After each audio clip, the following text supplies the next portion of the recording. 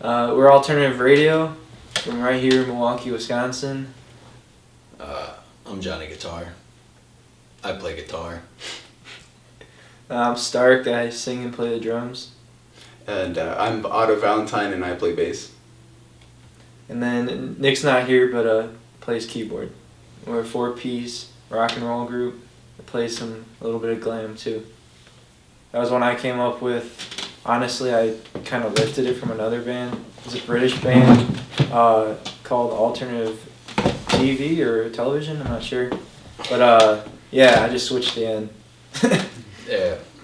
Oh, and then we actually played a show recently, and they had us on the bill under Alternative Television, and there was like this couple from out of town that showed up, and they thought it was the other band, but it was us.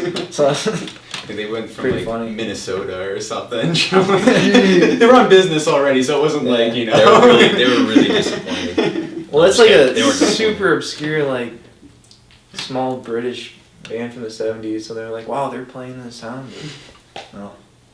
After that all kind of happened, it was nice because you could book venues that you probably couldn't have. There were probably like 10 bands that were kind of running the scene before that, and they were always getting the good venues. And then right as we were coming in, a lot of those bands were coming out and leaving the scene, so it kind of gave us the opportunity to get into like all the Bremen, all the River West venues within like our first year or second year, and sometimes that takes longer. So that was nice. Yeah, as far as like fitting into the scene, it's been really interesting. I definitely think the scene is doing better and is healthier than it was, say, 5 years ago. I wouldn't, personally, in my opinion, I wouldn't say it's as good as it was like 15 or 30 years ago or whatever. But I honestly think it's slowly getting better. Yeah, it's been interesting.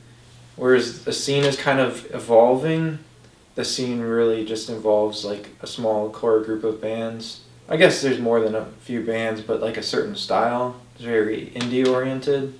Yeah, it's very indie oriented, so it may be a very thriving scene to some.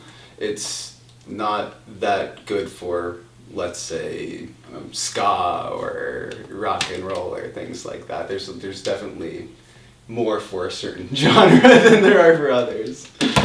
Yeah, because we were playing with a lot of those bands before that scene kind of took off. I don't know, a lot of times their fans would like... We had this one show, we played with this like... well, I'll say their name because it wasn't their fault, but like we played with Moonglow, and then before we even played a single note, 50 people left the building. So we've experienced that.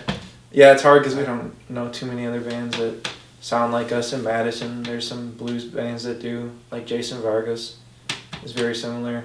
But yeah, we just like don't really have the ability to like, here's 50 of our fans we're bringing, here's 50 of yours, also we have 100. It's interesting. Chicago's got similar bands. Poison Boys is one. Awful. No, actually.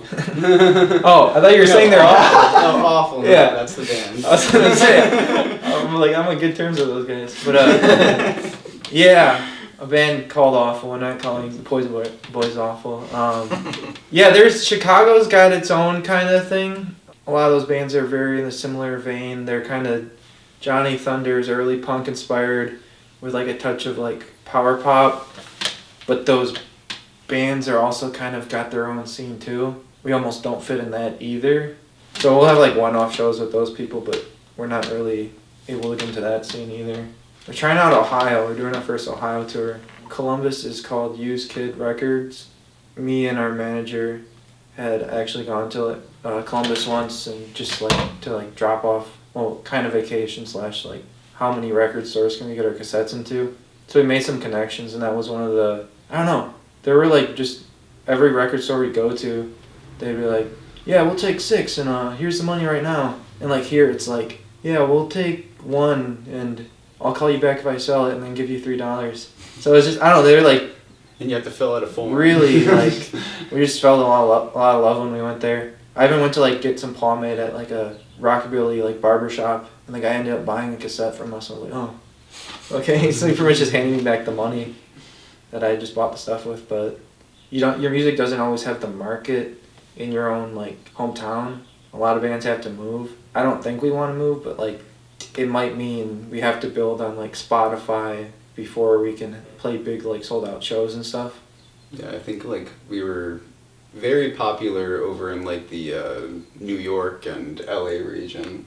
Actually, that whole rock and roll scene there in general is just Chicago. pretty big. Chicago got up to like 1,000 monthly listeners. Yeah. We had like 900 monthly listeners in Madrid or something. Madrid, In Spain.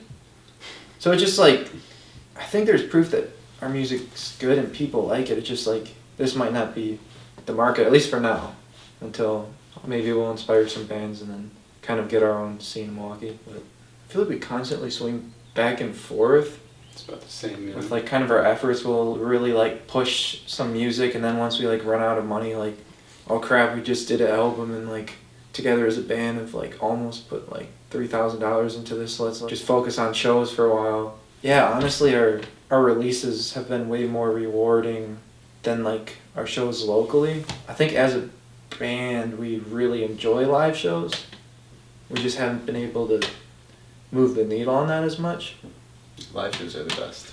Yeah. I think that's where we shine a lot. Yeah, Like, I a lot think of we our do shine. shows. I think we're pretty like fun to watch and kind of do the whole like dressing up thing, and that a lot of bands don't do these days. I think the biggest influence starting off was the Stooges for me and Peyton when we first started the band. Television, Probably Dolls, yeah, the Dolls. New York Dolls. You listen to a lot of like really old school blues. Yeah, like Like deep Boomer cuts Blues, Magic Sam and Shaky Jake. Look those guys up. Yeah, they'll change your life. They've got like one album on Spotify. It sounds pretty sweet. It's very lo-fi recording. It feels like you're in like some dive bar in the South. It's pretty sweet. Yeah, mine are pretty similar. We used to carpool to school together. Originally, I don't think our music tastes were even. No, dude. I used to just put on like the hardest to like digest music and just like force him to listen to it every day, like super loud on the way, and he always hated it. Dude. And then by like, was it senior year? I like or- the Clash. I like the I Clash. like the Clash. Yeah, I started listening to the Clash freshman But whenever I year. turn on like some British band that recorded on like a 4-track or something, it was mostly he wanted to turn it down, but Yeah. after a while I think he gave in. Finally broke. But now I listen to pretty similar stuff. I don't know, like I've had a bunch of different stuff I've been to. Like two-tone, I'm really into glam music right now. But we've always had the core group of bands like Rolling Stones, New York Dolls, Stooges. Yeah, those are like the main big four, I think.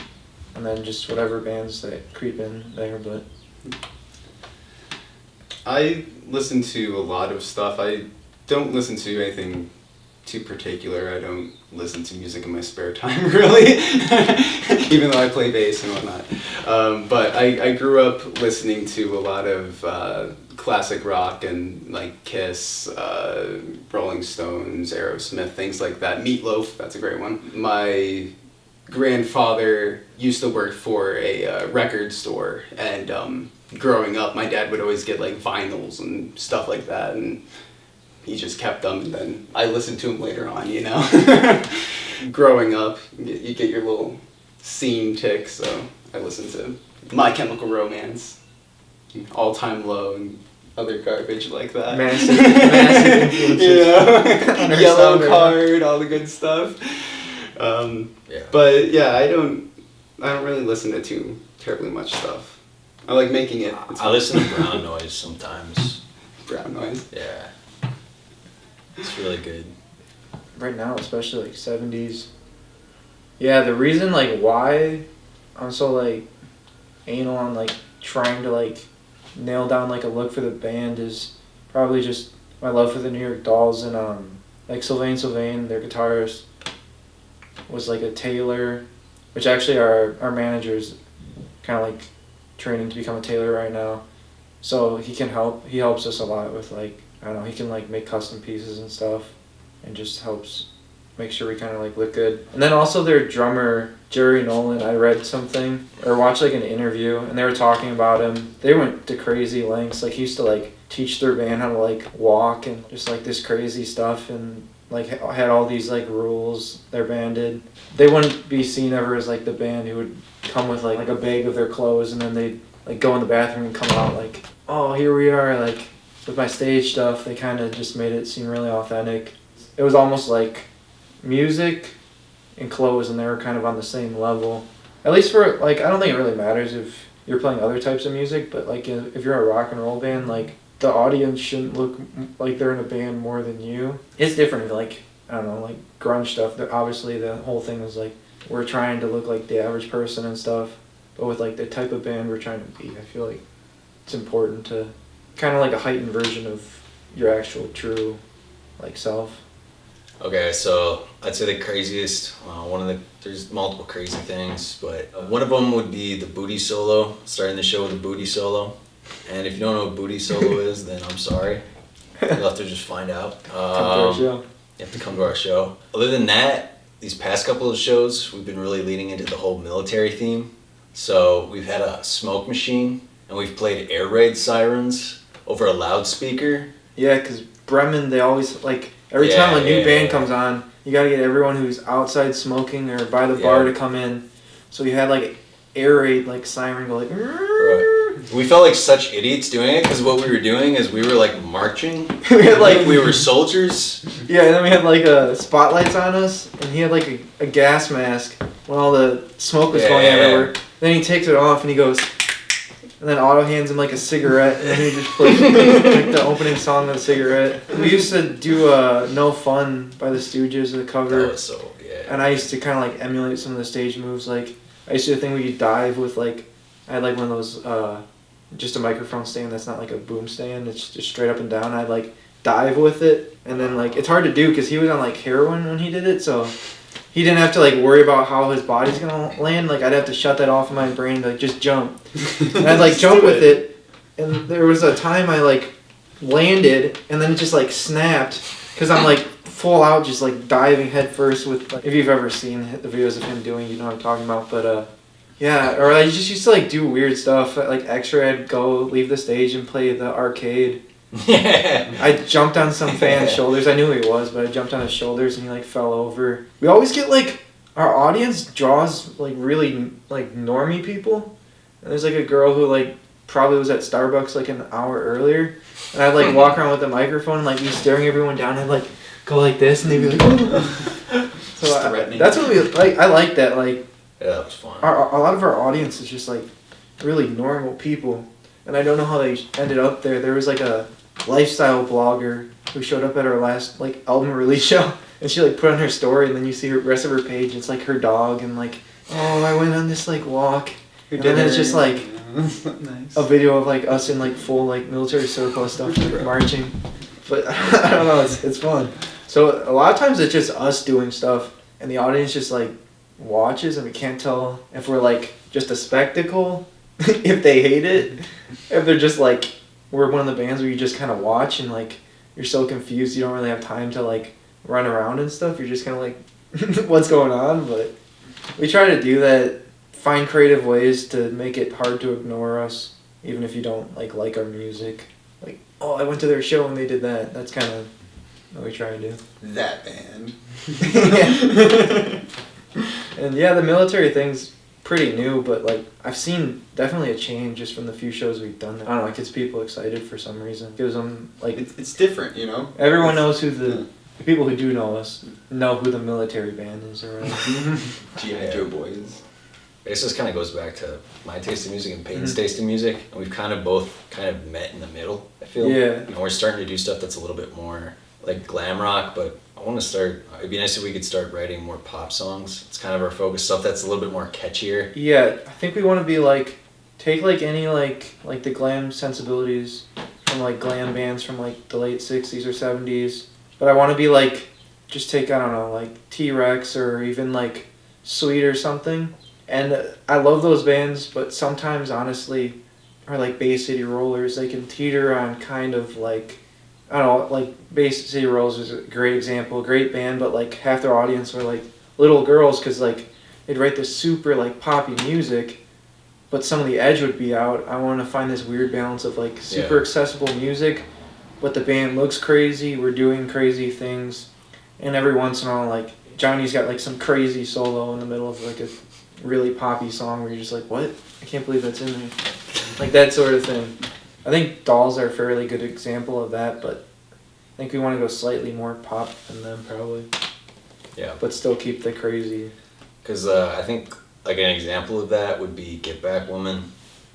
It's like one of our latest singles that we released. Yeah. That's definitely way more poppier, and it actually has like a chorus that you can sing, and there's it kind of switch like it kind of 2/3 of the way through the song it switches, and there's kind of just an outro section that you can kind of drag on as long as you want. Yeah. It's pretty catchy. We're doing like outros and like intro. Like we used to be really just like run and gun, like plug in and play. Yeah. Kind of stuff. A lot of the music, especially when the band started, like I was always listening to bands or like the Ramones and stuff, were just like chorus, verse, chorus, like stuff like or that. Stooges, where it's just the same thing the entire song. Yeah. It's the same riff. And like I think he's getting the urge to like want to sit down and like really craft songs. Like actually write songs. And then like just the stuff I'm listening to is stuff that I never thought I'd listen to years ago, like Kiss or like Mott the Hoople's got like parts where the drums or the guitar doesn't come into like 10 bars into the song because it's got like some piano intro. And we have a new keyboard player who's like classically trained. He's a jazz pianist, and so I'm kind of hoping that I'm hoping he'll be able to offer some assistance with writing. It'd be nice to have another person who's got some more of a classically trained background that could offer some advice. And he's an extremely good pianist. Like you're not. I'm like trained, but like Oh, you guys say like I'm a Neanderthal or something. No, I'm No, as no, a no, band. No, I'm just saying. We taught ourselves, so we're definitely not. Well, like I was in concert band in school from 5th grade all the way to graduation, and I picked up bass in middle school. So a lot of those skills and a lot of those things transfer over, and just even strong song structure and like learning what timing is and measuring beats. But like staccatos. The two of us, if like I was told I wanted to do band when I was a kid, and some teacher was like, "All right, clap," and they're like, "Yeah, you can never be in the band." I'm like, "What?" And then I like eventually did end up being in the band. I played snare, and I couldn't like ever like understand the sheet music, so I just quit that, and then like tried to do guitar, couldn't do that. So like we just are very much from the school of like self-taught. Yeah, like I was basically learning as I was playing in the band, so. Yeah, our first song you'd only play guitar. I didn't even know. Like I just knew how to play power chords for the first song. You're like year 3 now. Yeah. Yeah. Like So 3.5. But with Otto and Nick, I guess then we didn't really know that much about. I'm new. His yeah. And from Ohio. With music. But yeah, so now the band, and like Josh before was very talented, but he also was like us. He very self-taught, so now we kind of got people who've got some more formal training, I guess. Like, don't you have like an uncle that's like a voice teacher? Yeah, or he coach? does. Yeah, he does lessons all the time. He had his own store. And I a lot. I like taught myself how to sing because no one else wanted to sing, and I listened to Richard Hell records, and he's kind of like me. He has like an ugly voice that he makes the best out of, and that's how I learned how to sing. And like that's how I approach guitar, too. But yeah, it will be an interesting mix of like taking the influences that are like more structured and like technical, and then still bringing in. I mean, Johnny's like kind of wild side. His favorite guitarist is Johnny Thunders, maybe? Yeah. That's one of my favorites. I don't know if I have a particularly like a favorite guitarist, but I think a lot of influence though. Yeah, definitely, because just more of Johnny Thunder's attitude of not really caring what it sounds but like. It's just like going for very, it, and it's more of just how you feel. Yeah, but there'll be, I think, an interesting mix of the two. We just got to find the balance. Oh. We got a few more singles coming out soon. We're going to start, I think, playing more shows out of Milwaukee. I don't think we really have any of us want to like go on like a 3 or 4 week tour, but like just kind of one-offs in different cities, see if our music clicks with any audiences. I think we still, even though we have struggles with Milwaukee, I think we all still love Milwaukee, and would love for our hometown to really get behind our music, but regardless, we're going to keep going and keep putting out music because that seems to be the thing that does the best and brings a lot of satisfaction, having it kind of be a part of people's days. Stream alternative radio on Spotify, alternative radio MKE on Instagram. Facebook's just alternative radio. Facebook. Believe it or not, it's alternative radio.